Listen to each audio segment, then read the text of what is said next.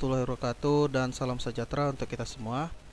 Kami dari tim IT SMK Musda Perbongan akan memberikan langkah-langkah mengakses sistem MBT untuk pelaksanaan ujian subsumatif 1. Nah, untuk perangkat yang digunakan, kami menyarankan menggunakan komputer atau laptop dan Bapak Ibu harus terkoneksi dengan jaringan atau WiFi sekolah. Nah, selanjutnya Bapak Ibu jalankan web browser.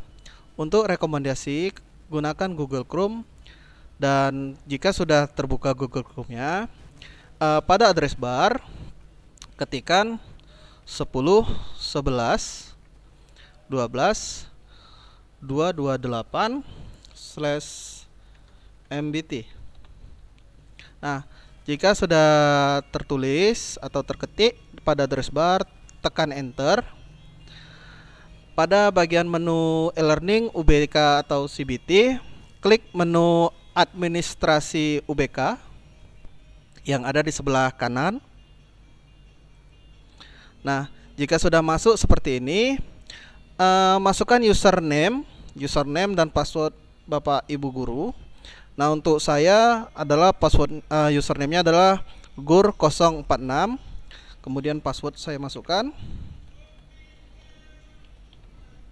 Kemudian pada jenis user, pastikan Bapak Ibu guru memilih user guru, karena kita Bapak Ibu guru untuk memasukkan bank soal harus memiliki akses sebagai guru.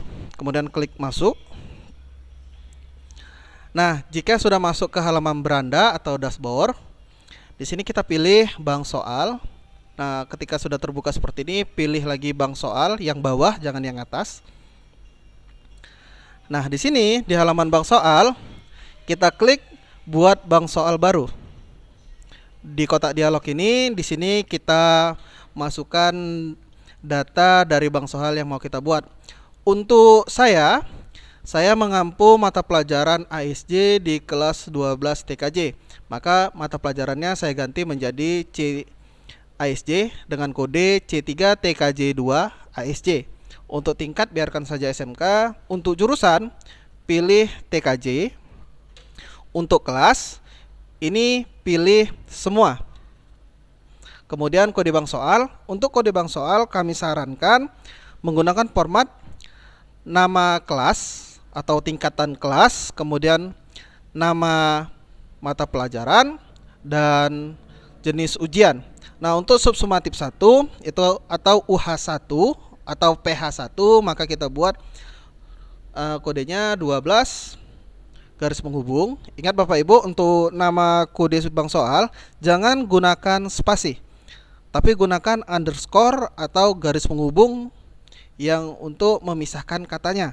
Jadi 12 ASJ, kemudian garis penghubung lagi UH1. Untuk jumlah opsi di sini ada 5, 4, dan 3. Nah, untuk jawaban atau soal yang opsinya sampai E, maka gunakan yang 5.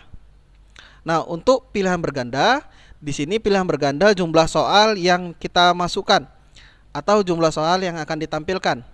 Jadi misalnya untuk UH1 ini jumlah soal yang akan ditampilkan dengan jenis pilihan berganda adalah 30. Nah, untuk jumlah yang ditampilkan ini adalah soal yang ditampilkan kepada siswa yang akan ujian. Nah, untuk soalnya sendiri Bapak Ibu bisa memasukkan lebih dari 30. Makin banyak makin bagus karena soalnya makin bervariasi.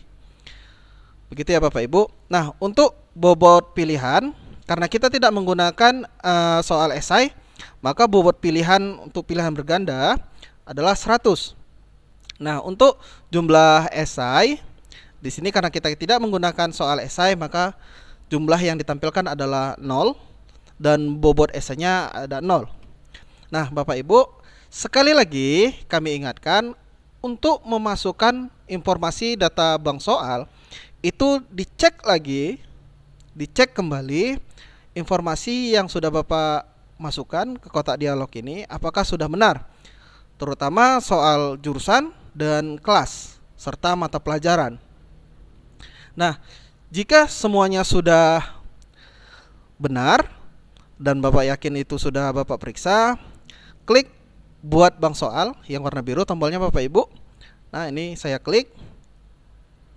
Nah, jika sudah ada pesan bank soal baru sukses dibuat, kalau Bapak Ibu mengampu lebih dari 2 mata pelajaran seperti saya, maka jangan ditutup dulu, buat kembali bank soal yang baru. Nah, contoh mata pelajaran yang saya ampu kedua adalah dasar kompetensi keahlian di kelas 10 TKJ 1. Maka mata pelajarannya saya cari dulu di KK TKJ ini dengan kode C1 TKJ. Kemudian tingkatnya biarkan saja SMK, jurusan TKJ. Nah, untuk kelas, karena kelas saya masuk hanya di 10 TKJ 1, maka kelasnya saya pilih 10 TKJ 1. Seperti ini Bapak Ibu. Nah, untuk kode bank soal sama seperti tadi. Kelas, kemudian nama mata pelajaran dan jenis ujian. Nah, ini kelas 10, maka 10 garis penghubung nama mata pelajaran DKK TKJ, kemudian garis penghubung UH1. Dan sekali lagi kami ingatkan, untuk kode bank soal tidak boleh menggunakan spasi, yang hanya bisa menggunakan simbol sambung seperti garis penghubung atau underscore. Kemudian tidak lupa kami ingatkan, untuk nama bank soal atau kode bank soal gunakan huruf kapital. Nah, untuk jumlah opsi jawaban sama seperti yang pertama, 5 jika opsinya sampai E, 4 jika sampai D. Kemudian soal pilihan berganda yang ditampilkan adalah 30, bobot soalnya 100, esai 0 dan bobot esai 0. Kemudian kita klik buat bank soal. Nah, jika sudah ada pesan sukses kembali.